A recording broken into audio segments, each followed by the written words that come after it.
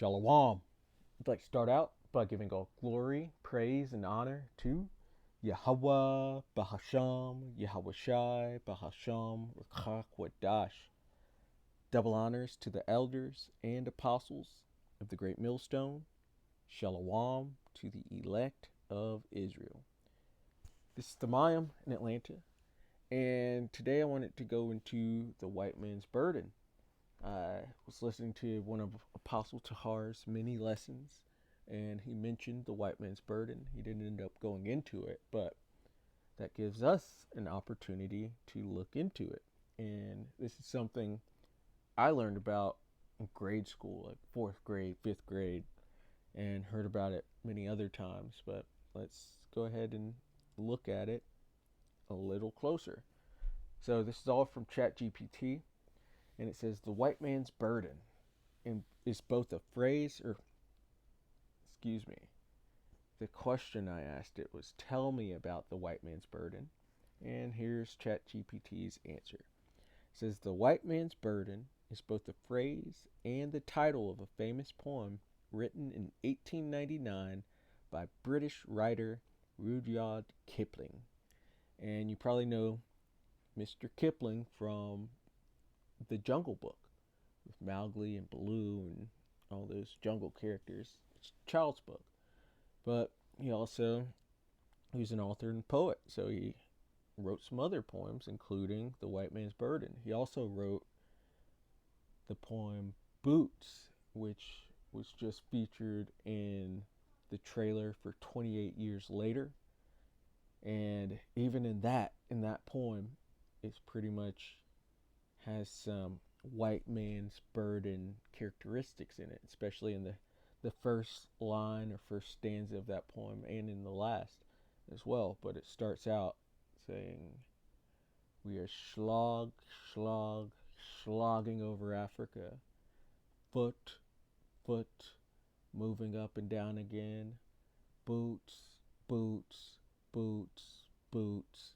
there's no discharge in the war.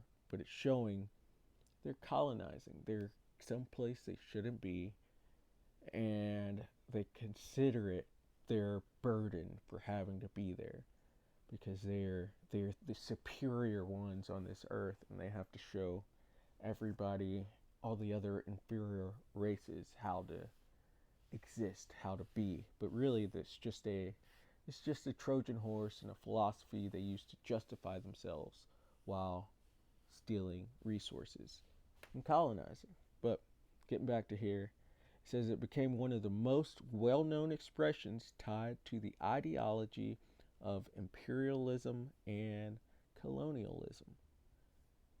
And Rudyard Kipling, of course, he wrote this poem. He believed in that stuff. Imperialism and colonialism. Because he's an Edomite, which the Edomites are self-proclaimed white people, including the Small Hatters. And that's what they've done. They've gone around the whole earth stealing everything. As the scripts say, devil came but to steal, to kill, and to destroy. And so-called white people are the devil of the Bible. Devil going into deceiver. They're really good at making lies. They're good with their tongue. And here's an example of it. They made a whole philosophy on why they should be stealing from people. Of course, they're not saying stealing. They're saying they're bringing goodwill and bringing civilization to everyone else. But at the bottom of it, it's all theft and robbery. But it says the origins. Kipling wrote the poem originally in reference to the United States colonization of the Philippines after the Spanish-American War, which shows them not keeping it home. It says it was published in McClure's magazine in 1899 and addressed to the U.S., urging Americans to take up the burden of empire. And this was a British man, Rudyard Kipling. And, there's the phrase that the sun never sets on the British Empire because they had holdings all around the earth and all the different time zones. So somewhere it was light. This is the meaning of the phrase.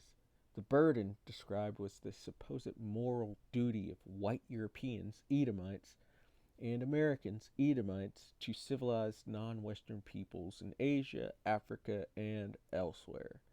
The idea was that colonized people were backward, savage, or childlike and needed guidance. Imperialists framed colonization as a selfless, benevolent act, bringing education, Christianity, technology, and governance to colonized regions. And you hear these conservatives, these white nationalists, quote unquote, speaking of this today, how they are that basically slavery was a good thing because it gave people this higher standard of living, pretty much. Kind of summarize it for them. But you hear this. This is all within their minds. They think of the white man's burden. They think of the white savior complex as well, where they're always the good guy, but in reality, they're the bad guy. They're the devil of the Bible.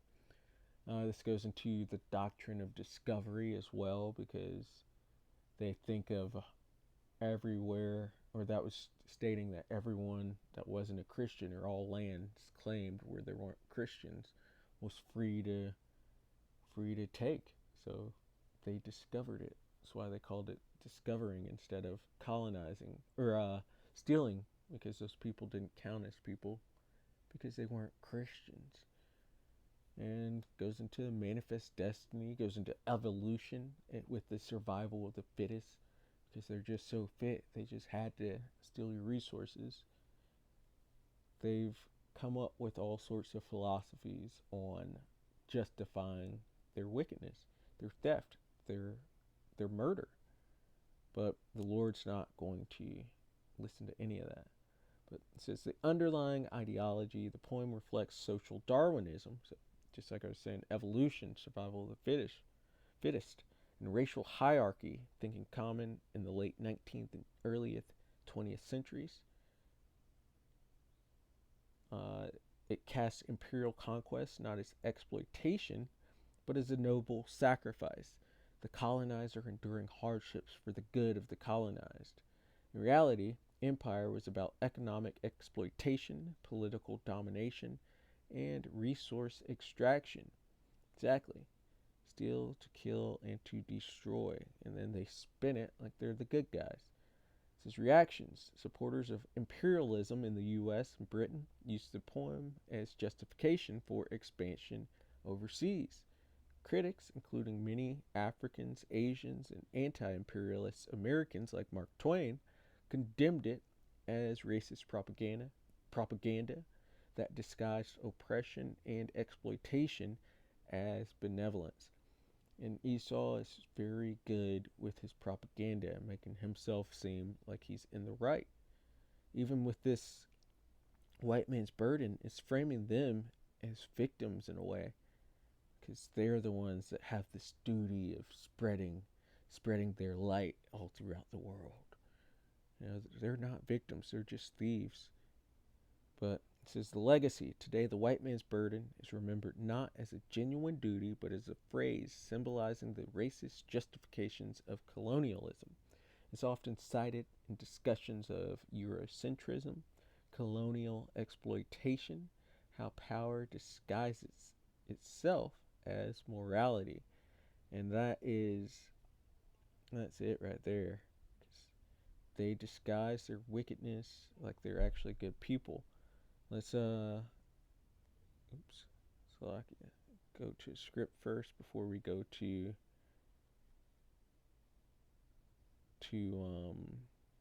read this poem. So we're going to go to 2 Corinthians 11 and verse 14. And it says, "And no marvel, for Satan himself is transformed into an angel of light." And that name Satan goes into adversary. And the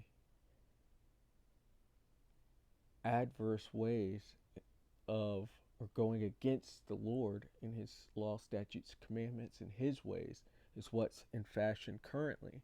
You even see Christians who pretend to be all for the Most High, but they, at the same time, they say his law, statutes, and commandments are done away with.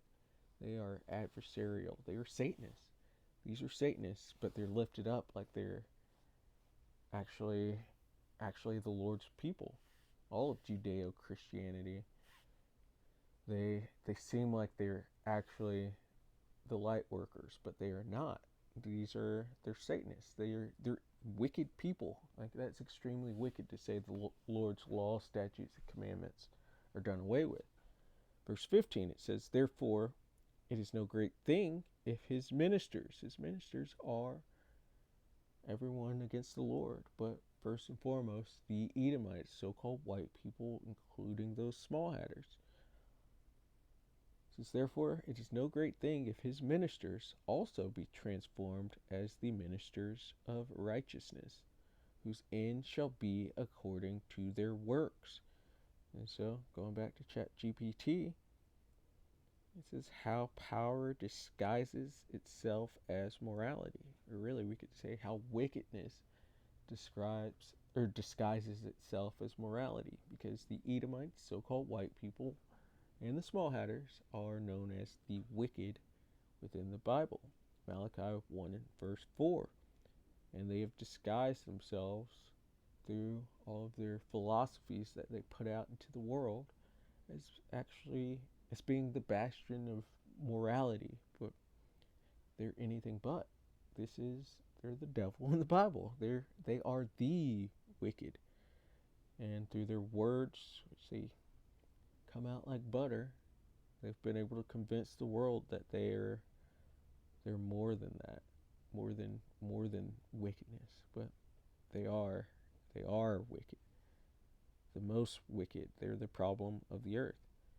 But got this poem pulled up, the Whitemans Burden, and it says, this famous poem written by Britain's imperial poet, born in India, showing they don't keep it home, boarding school in Britain, journalist in India, fame in Britain, and marriage, and lived for a time in the USA, was his response to the American takeover of the Philippines after the Spanish-American War. So he's encouraging the Americans to take over the Philippines.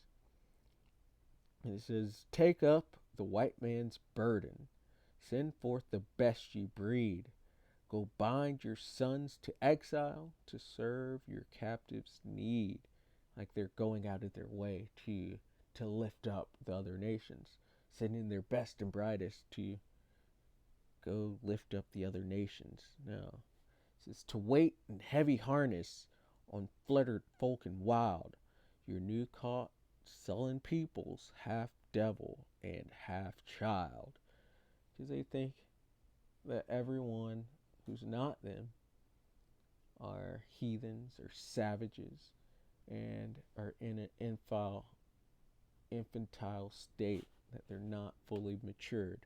And so it's their duty to lift up these people. But no, you're the basest of men, Esau. You are the basest of men. It says, "Take up the white man's burden in patience to abide, to veil the threat of terror and check the show of pride." And it talks about how the wickedness be in his mouth, never trust thine in it, though he go crouching. So they know how to put on this feigned look to where people start to trust them, and then they attack because they're cold and calculating, just like a serpent. They are the serpent. It says, "By open speech and simple, 100 times made plain, to seek another's profit and work another's gain," in which they pretend like they're helping, but they just steal resources. It says, "Take up the white man's burden, the savage wars of peace, fill full the mouth of famine, and bid the sickness cease. And when your goal is nearest, the end for others sought, Watch sloth and heathen folly bring all your hopes to naught. So do this, but don't expect much in return for it. Take up the white man's burden, no tawdry rule of kings, but toil of serf and sweeper, the tell of common things. The ports ye shall not enter, the roads ye shall not tread. Go mark them with your living, and mark them with your dead. Take up the white man's burden, and reap his old reward. The blame of those ye better, the hate of those ye guard. The cry of hosts ye humor, slowly toward the light. Why brought he us from bondage, our loved Egyptian night? Take up the white man's burden, ye dare not stoop to less, nor call too loud on freedom to cloak your weariness. By all ye cry or whisper, by all ye leave or do, the silent, sullen peoples shall weigh your gods and you. Take up the white man's burden. Have done with childish days, the lightly proffered laurel, the easy ungrudged praise. Come now to search your manhood through all the thankless years, cold, edged with dear bought wisdom, the judgment of your peers. So he's trying to appeal to a young Edomite male to get them to go be a part of their imperialism. Because it's your duty as an Edomite to lift up everyone else. But now you had the nation's drink of your wine. That's basically what happened. You had the nation's drink of your wine. And it's no duty of yours. You're just there to steal. So that's what you like to do, Esau. This is Habakkuk 2 and verse 4. Behold, his soul, which is lifted up, is not upright in him, but the just shall live by his faith. This his soul is speaking of the Edomites. The Lord made them crooked. He made them to be the wicked. And he also made them for the day of the Lord. He made them to make a huge example of how not to be. Not to be that wicked, not to go around stealing land, stealing resources, stealing identities, putting everybody to the sword, only caring about greed. He didn't make man to be like that, but he did make the Edomites to be like that as an example. That soul is not upright in them. It says, yet also, because he transgresseth by wine, goes into his philosophies, such as the white man's burden, such as that white savior complex and the doctrine of discovery and manifest destiny and the survival of the fittest and evolution and your various philosophies in which they've justified going around the earth and stealing. So because he's got all these wicked philosophies, he is a proud man. And this is the white man's burden is a very proud way of thinking that they are the top, they are the best that it ever was, and they have to teach everybody else. No, you weren't given the law, statutes, commandments to give out to the people. That means you're not the best. Israel, who was given that task, are at the top. The scripts tell you that. To back up the point, let's go to Deuteronomy. I think it's 4 and 7.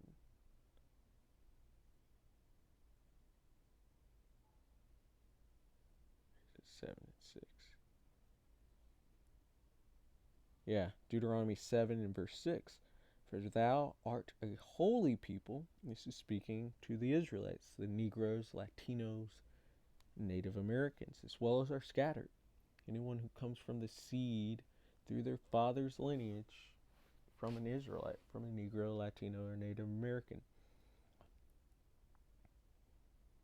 That's the Israelites. That's who the superior people on this planet are. And Esau, you are known as the basest of men. You're the lowest form of humanity because you have no morals. And physically as well, you're weaker. You can't hang out in the sun, man.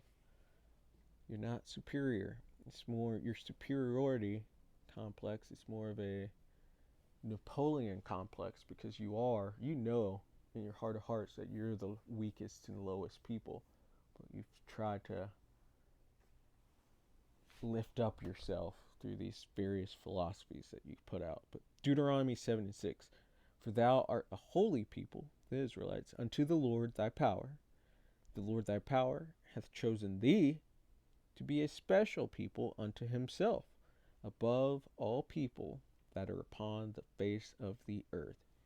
You are not the Israelites, Esau. You're the basest of men. So you could drop the pride. It says he is a proud man. Jeremiah says that he's the most proud. It says neither keepeth at home, and they do not. They've taken up the white man's burden and gone out to conquer and colonize all around the earth. Just moments ago, I spoke to how the sun never sets on the British Empire. They don't keep it home. They go around stealing, killing, and destroying. This is who enlargeth his desire is hell, because they're super greedy, and is as death, and cannot be satisfied. They're insatiable. They can't have enough gold. They can't have enough people under them. It says, but gathereth unto him all nations, and heapeth unto him all people. This is their white man's burden, summarized, really. And it's in reality of what they're actually doing, taking up that white man's burden. But Esau, you are the basest of all mankind, really of all creation. You're less than a mosquito, man. Daniel 4 and verse 17. This matter is by the decree of the watchers, and the demand by the word of the holy ones, to the intent that the living may know that the Most High ruleth in the kingdom of men, which is here on earth, and giveth it to whomsoever he will, and setteth up over it the basest of men. And that's what we're in currently. We're in the time where the Edomites, the basis of all mankind, the basis of all creation, has power on this earth. And it's because the Lord gave them that power. You go to Job 9 and 24. The earth is given into the hand of the wicked. And instead of telling people that the Lord blessed them and gave them this positioning, they tell people that it's survival of the fittest and that they have a manifest destiny to keep expanding west, that any land that they come in contact with, and they're not white Christians there, that they just discovered this place and that they're going to take it, and that they could do that because they are the superior ones and they have to show you how to live correctly under the eyes of the Lord. You're the basis. You are the absolute lowest of all creation. And you tell people this, that it's survival of the fittest and just evolution, that you're there just to justify yourself. And it's just wrong. But their rulership is coming to an end. They're being revealed. We know that they are Edomites. This book of Job 30 and verse 8, just going back to them being the basis of men. And this is all going into the Edomites when they were in a very low estate. Actually, let's read from the top, Job 30 and verse 1. But now they that are younger than I have me in derision. They that have less significance whose fathers I would have disdained to have set with the dogs of my flock, because they are freaks and perverts. Yea, whereto might the strength of their hands profit me, in whom old age was perished. For want and famine they were solitary, fleeing into the wilderness in former time, desolate and waste. Because once Rome fell, you were chased away, and you're going to be chased out of the earth again when this reiteration of Rome falls. You will be chased out of the earth. It says, who cut up mallows by the bushes and juniper roots for their meat, when you were in that caveman like state, oohing and a booing. It says, they were driven forth from among men. They cried after them as after a thief, to dwell in the cliffs of the valleys and caves of the earth and in the rocks. Caucasian means cave dweller. Among the bushes they brayed, under the nettles they were gathered together. That brain goes into oof, oof, oof. They were in a very low estate. Think of Daniel and how the Lord changed Nebuchadnezzar into a beast. He did the same with the Edomites. He brought them to a very low estate. And then they've got the nerve to go around, once the Lord brought them out of that state, to go around saying that they are superior beings in the eyes of God. And that it's their duty to civilize the rest of the planet. Come on. You're the basis of men. This was during the Dark Ages where they were braying under the bushes. But here's the point here at 8. They were children of fools, yet children of base men. They were viler than the earth. And that's what you are. You're base men. You are the basest of men who are who have the opportunity of ruling currently. Time and chance happeneth to all men. But it's happened. You're not going back. You're not going to be able to make America great again. You're not going to be able to rebuild Europe. This is your downfall, where you will be chased out of the earth again. Yeah, children of base men. You're vile, vile people. It's saying Hebrews. Just want to get.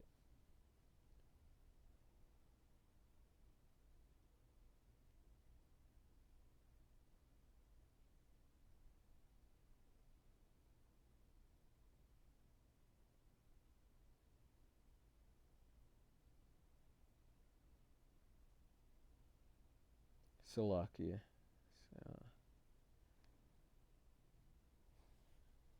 Place repentance.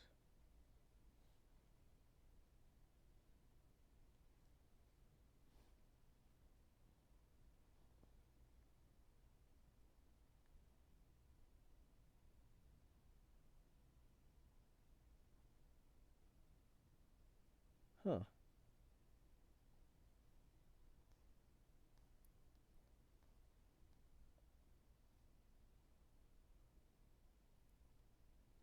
There it is. Hebrews 12 and 16. Lest there be any fornicator or profane person as Esau, who for one morsel of meat sold his birthright. For you know how that afterward, when he would have inherited the blessing, he was rejected, for he found no place of repentance, though he sought it carefully with tears. You're profane people. That means outside of the temple. You're fornicators too. That's why Job talked about not would have disdained to have set you among the dogs of his flock. You are a very low and base people, and you have a lot of nerve to go around with your Whitemans Burden and all these philosophies, all these crazy philosophies that make no sense. You're not justified in what you've done. You are in big trouble. We're going to finish it out here at Micah 2 and verse 2. And they covet fields and take them by violence, and houses and take them away. So they oppress a man in his house, even a man in his heritage.